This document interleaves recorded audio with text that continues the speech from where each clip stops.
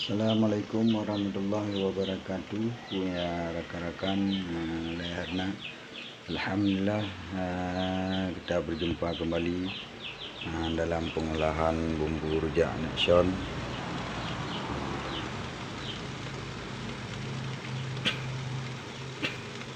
Dia menunggu sampai matang ya, minimal 1 jam. Air gula 1 liter.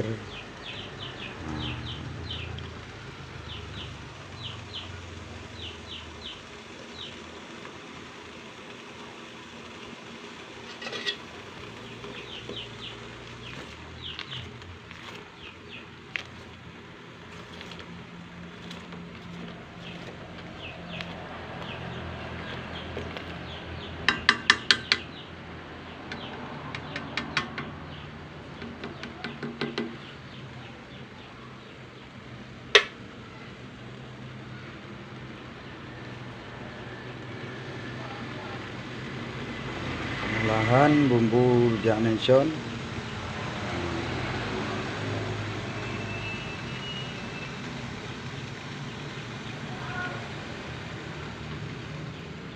Ya, itu rekan-rekan, cara pengolahannya.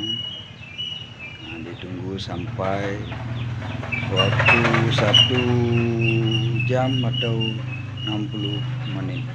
Ya, demikian.